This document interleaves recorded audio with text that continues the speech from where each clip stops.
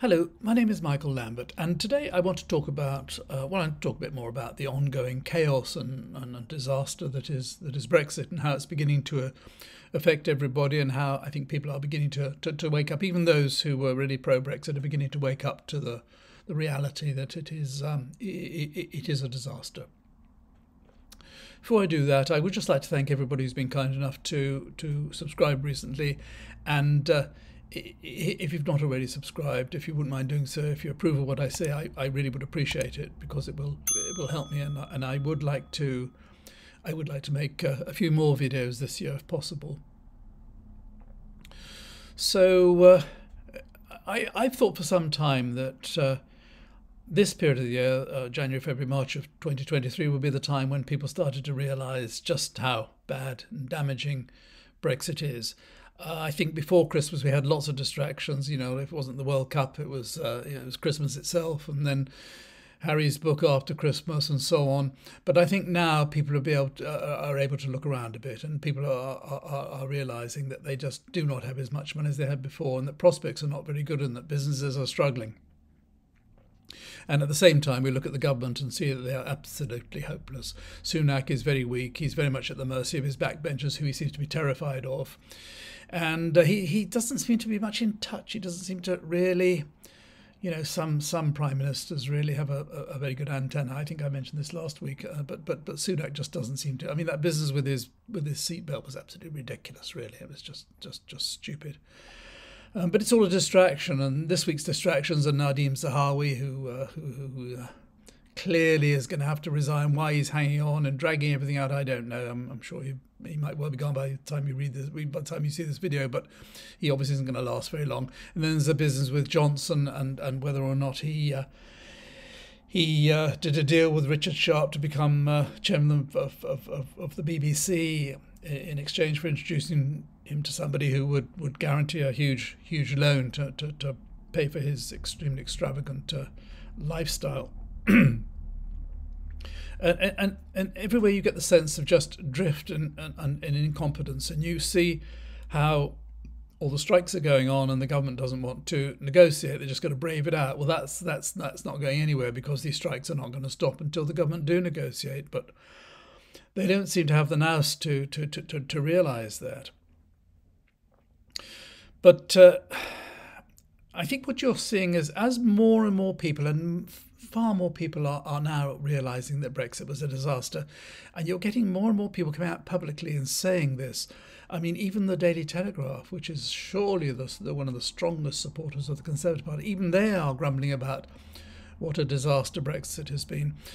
And I mean, just four quotes came to my attention in the last week or so. The first was Stuart Rose, who's the chairman of ASDA, very distinguished businessman. He was previously the chairman of Marks and Spencer. He's done all sorts of big jobs, but he's a really expert and very, very experienced retailer.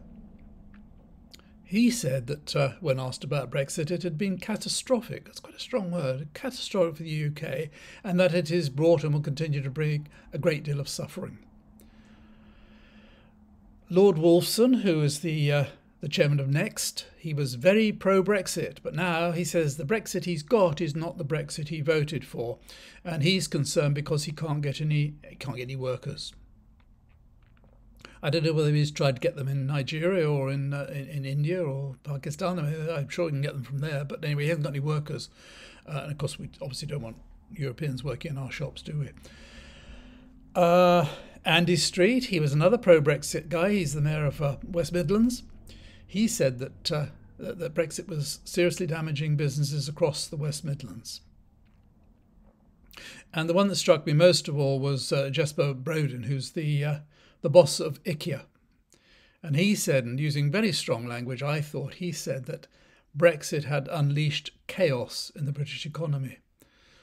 Now, when you get people like that going out openly saying or being so strongly critical of Brexit, and these are people who know, these are experienced business people, and there's something to be seriously worried about. Now, last week was Davos. Davos is where lots and lots of extremely rich, privileged people fly in on their private jets to this town in Switzerland, and then they all praise each other for how rich and successful and prosperous they are, and then they all fly out again. But nonetheless, it is a gathering of a lot of very, very influential people. Now, Sunak couldn't show his face there. I mean, you could hardly turn up there when you were presiding over an economy which is collapsing. So he kept away, but he sent Grant Shapps, and little Grant gave a long speech, which I took the trouble of reading. And I think the most notable things that he said was that the UK, now that we're free from the shackles of the EU, now we've broken free, we can do what we like. He said we're going to become a super economy. What was it he said? Yes, I'll read you what he said. He said we're going to become a science superpower and Silicon Valley. And then he said, but why do so many companies move abroad after being nurtured in the UK? And why doesn't Britain produce a Google, Amazon or Apple? That's what he's got in mind. After all, it was a Brit who invented the World Wide Web. I think we can learn a lot from the Silicon Valley's ambition. So that's his idea. We're going to build a Silicon Valley and match Apple and Amazon and so on. Incidentally, you might well have heard about that enormous battery factory that's being built in Blyth in the northeast. Well, that went bust. And Lord Hague, when he was asked about it, William Hague, who has become really quite a distinguished statesman these days, he said it was because of Brexit. He said because half of the UK car industry has closed down or gone abroad since the referendum, and really why would a battery factory in the northeast of England succeed if all the customers are going to be all over Europe, and why would they have to put up with all the bureaucracy and all the red tape in moving stuff to and fro? But one person who was there at Davos was Keir Starmer, and it was his first time there. And he was interviewed for a podcast. There's a very, very good podcast, but I can't recommend it strongly enough, called The News Agents, which you probably know about, but it's Emily Maitlis and John Sopel and Lewis Goodall, who were all former top BBC journalists and are really, really, really good.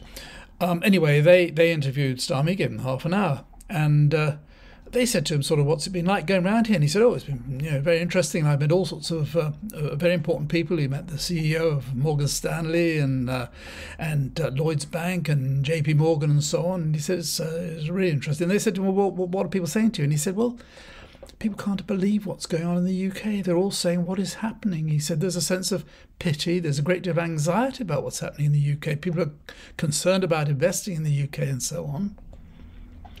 He said this in a way as if to say, it's all the Tories. It's all the Tories. If it wasn't for them, maybe it'd be fine. So they started to press him on Brexit, and they said, well, surely Brexit has something to do with this. I mean, after all, everybody's saying to him what's going on in the UK. Well, the only thing that's different in the UK from anywhere else is Brexit. Everybody else has had COVID. Everybody else has had the effects of the war in Ukraine. And so he said, well, it's something to do with it. So they pressed him a bit. They said, well, what about rejoining? Will we ever rejoin under your leadership? He said, no. Under my leadership, we'll never join the EU or apply to join the EU again. And we will never seek to join the single market again.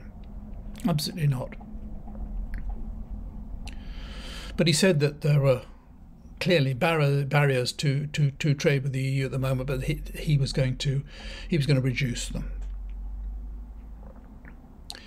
And this idea of when he's asked, is there any question of joining the single market, going back, trying to go back into the EU, and so he says no. He says there's no point going back because it would take too long to all the negotiation, uncertainty during the negotiations.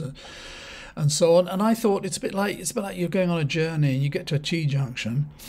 You can go left, you can go right, but you decide to go left, and then you find after 50 miles you're going the wrong way. And then when you realise you're going the wrong way, you say, well, we don't want to turn back because that just means going over the road we've just gone on. That was the wrong road. No, we just keep going.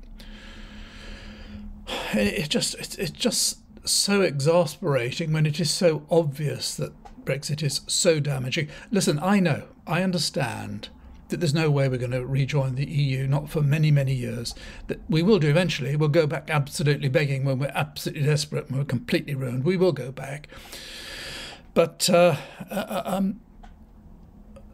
actually dismiss any possibility of either the customs unit, single market, or ever rejoining, to dismiss it absolutely seems to me extremely, extremely stupid. But I did come up with an analogy which I think kind of explains Brexit and where we are at the moment. And so just bear with me a moment. Imagine you have a house, and you've got a back garden. A back garden is just a big square of a big rectangle of grass. At the end of this back garden, there's a small fence. Goes right the length of the width of the garden, and in one end there's a gate, and you go through the gate, and you're on a golf course, because as it happens, this house of yours actually backs onto the golf course.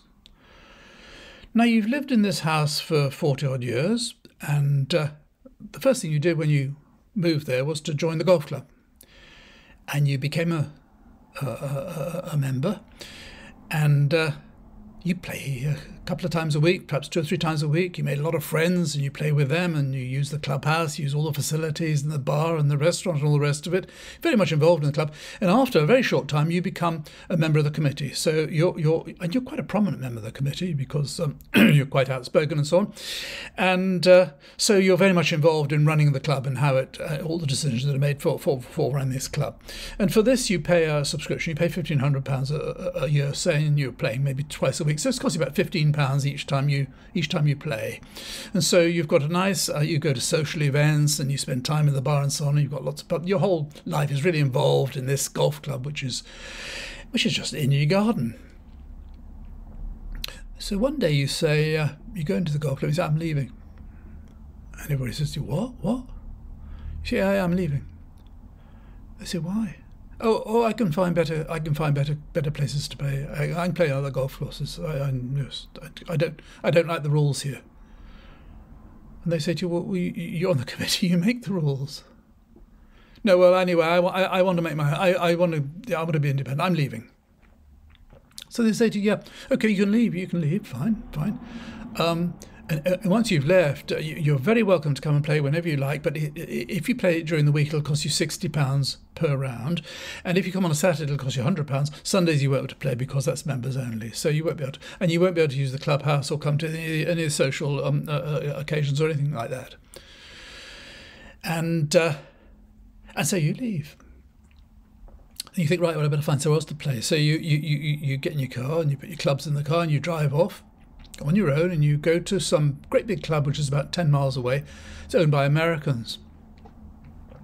You walk in, you say, I've come to join. And they look at you and they say, what? And you say, I want to join. I say, well, we don't want any members. We don't want any new members. No. Well, can I go on the waiting list? Oh, no, it'll be years and years and years. Besides which, our chairman, he's Irish, and he's heard that you were very rude to the Irish people at your old club, so he's dead against you joining anyway. So no, forget it. So you go off, get your car, and you start driving around again. You go to all various clubs, and then nobody wants you. Eventually, you go miles and miles and miles. You end up at a little club, scruffy little club. It's second-rate. Clubhouse is falling down. The club course isn't very good. It's only 9 holes instead of 18 holes where you played before. So owned by some Australians and New Zealanders. So you say, can I play? And they say, yeah, okay, you can play if you want to. It's we normally charge £30 a round, but for you it'll be 35. And you say, oh, great, right, £35 a round. So you now, instead of going down to the bottom of the garden and into the fence, through the gate and playing in the course which you are where you're involved in the management and so on, you suddenly have to drive miles and miles and miles and miles to do deals on somebody else's terms where they're ripping you off. And so you come back home and you say, right, well, I'll build a Silicon Valley championship course in my back garden. You only got a few 100 square feet or something of grass, and so you start building your own little golf course, your pigeon putt golf course, and you tell everybody it's going to be for the brightest of the best. You don't have the best golfers there. You're going to have to be a very, very good golfer to come and play this. You have to queue up to come and play on my pigeon putt course. And you see your friends playing golf across the fence. You see them very often. They'll come past and they'll wave to you as they go past. They, how are you? And you hear them all sniggering as they go past, laughing at you for being out of your mind. And after a while, you realise obviously you've made a terrible, terrible mistake, and you really miss the fact that previously everything was so good and it was so convenient and all the rest of it. But your neighbour, he's called Mr. Starmer, he's called Keir, and he says to you, I didn't think you should leave, you were mad to leave, obviously, you were making a great mistake. He said, but, what sort of deal have you got? And you say, well, I've got a deal, I've just left. Yeah, but what sort of deal you got? I haven't got a deal, really. I can go and play there, I'll pay the same as everybody else, 60 quid. Oh, I'll negotiate a better deal for you now. I can get a much better deal. He says, When you go and play, he says, what have you got to do when you get there to pay your 60 quid? And you say, well, what they say is you've got to produce a birth certificate, you've got to produce your passport, you've got to produce your driving licence, then you have to wait for about an hour whilst they process your documents, and then if everything's okay, they'll let you play. And he says, well, it seems rather complicated. Well, I was involved in making those rules, actually, but those are the rules.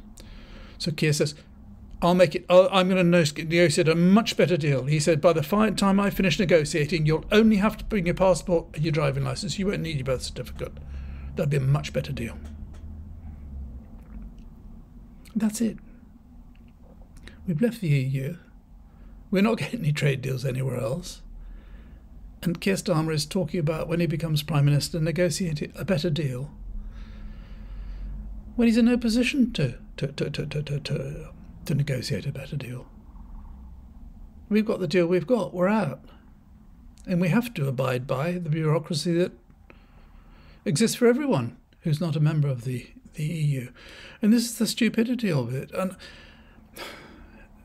I get exasperated when I hear, I don't think anybody on the front bench of the Labour Party has ever had a day's experience in business in themselves, and they just don't seem to quite understand.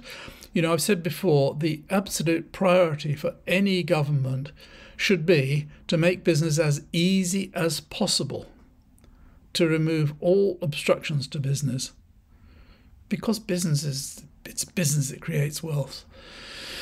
But instead, Brexit has imposed upon us these massive, massive bureaucratic obstacles to trade with the biggest and richest and most successful trading bloc in the world.